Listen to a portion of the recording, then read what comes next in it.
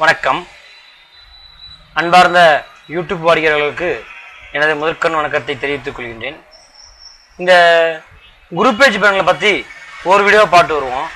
அதில் பார்த்தீங்கன்னாக்க மிதுன ராசிக்கு வர குரு பயிற்சி 2012ஆம் ஆண்டு நந்தன வருடத்தில் தைவாசி மாதம் வியாழக்கிழமை குரு பகவான் பேச்சியாவதாக கொடுத்துருக்காங்க.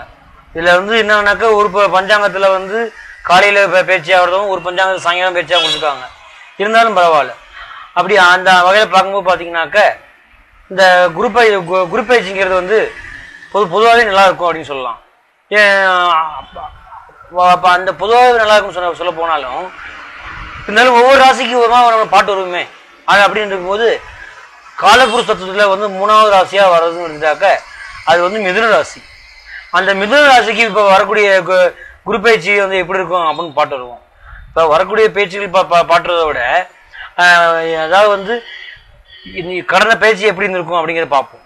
நிச்சயம் அப்போ கடந்த பயிற்சி நடத்த கடந்த 17/5/2012 வரைக்கும் இருந்த குரு பகவான் மேசராசியில் சந்திச்சிருப்பார். மிதுன ராசிக்கு 11 இருந்திருப்பார். அவர் தனது 5ஆம் பார்வையாகவும் 7ஆம் பார்வையாகவும் 9ஆம் பார்வையும் பார்த்துருப்பார். அப்போ இந்த ராசிக்காரங்களுக்கு இந்த குரு பகவான் என்ன பண்ணியிருப்பாருன்னு கேட்டிங்கனாக்க அவங்களுக்கு சொந்தமாக சொத்து சோகம் எதுவும் வாங்குறதுக்கோ அல்லது ஆடை ஆபரணங்கள் வாங்குறதுக்கோ முயற்சி பண்ணியிருப்பாங்க, வாங்கியிருப்பாங்க. செல்ஃபோன் தகவல் தொடர்பு சாதனம் வாங்குறதுக்கான வாய்ப்புகள் இருந்திருக்கும். குழந்தை பாக்கியத்துக்காக எதிர்பார்த்தாங்கன்னா அவங்களுக்கு குழந்தை பாக்கியம் அமைஞ்சிருக்கும். அதே பார்த்தினாக்க கல்யாண காலகட்டத்துக்காக இயங்கியிருந்தாங்கனாக்க அவங்களுக்கும் கல்யாணம் ஆகணுங்கிற அமைப்பு. ஒரு சில கல்யாணம் ஆன தம்பதியர்கள் பிரிஞ்சிருந்தாங்கனாக்க அந்த கடந்த குரு பயிற்சியில் திரும்ப ஒன்று சேர்க்கிற வாய்ப்புகள் உண்டுங்கிற அமைப்பு. இதெல்லாம் இல்லாமல் தொழில்னு எடுத்துக்கிட்டாக்க கடந்த ஒரு வருடமா ஒரு முன்னும் இல்லாமல் பின்னும் இல்லாமல் ஒரு நடுத்து ஸ்டேஜில் போயிருந்துருக்கும். நல்லா இருந்திருக்கும். அப்புறம் தான் மிதுன ராசிக்காரங்களுக்கு தான் போன சனிப்பயிற்சி பலன்களே பார்த்தோம்லவா, 10 வருஷமா சிரமம் படிச்சுக்கலவா. அதில் 10 வருஷத்துல இந்த ஒரு வருஷத்தை இந்த குரு பகவான் காப்பாத்திட்டார் அப்படின்னு சொல்லலாம். அப்போ பார்க்கும்போது பார்த்தீங்கன்னா இந்த சனிப்பயிற்சியும் இப்போ வரக்கூடிய நடந்த சனிப்பயிற்சியும் வருகின்ற குரு பயிற்சியும் 2 பயிற்சியும் நல்ல ஒரு வாய்ப்பை கொடுத்துருக்குது மிதுன ராசிக்காரங்களுக்கு அப்படின்னு சொல்லலாம்.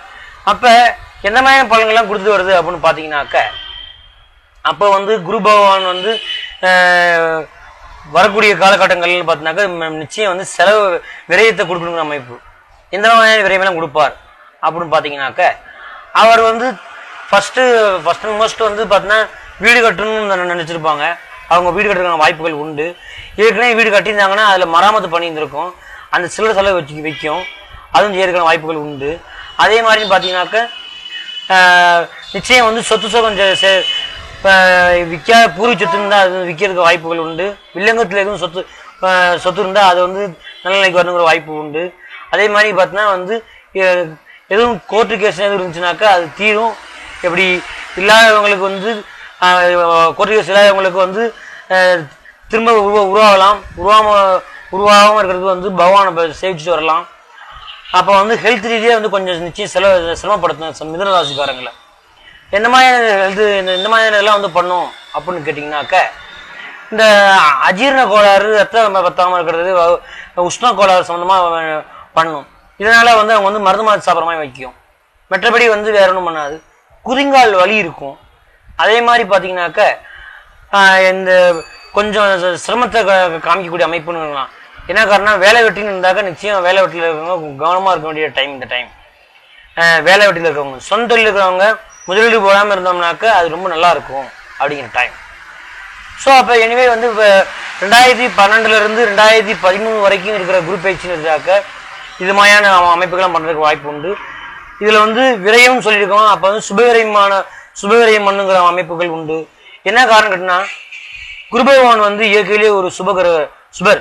அந்த சுபர் போய் விரய ஸ்தானத்தில் உட்காந்துருக்காரு அப்படின்றதாக நிச்சயம் சுபவிரயம் பண்ண வைக்கும். அப்போ எந்த மாதிரி சுபவிரயம்னா கல்யாணம் காட்சி எதுவும் ஆகாம இருந்தால் அவங்களுக்கு கல்யாணம் பண்ண வைக்கும்.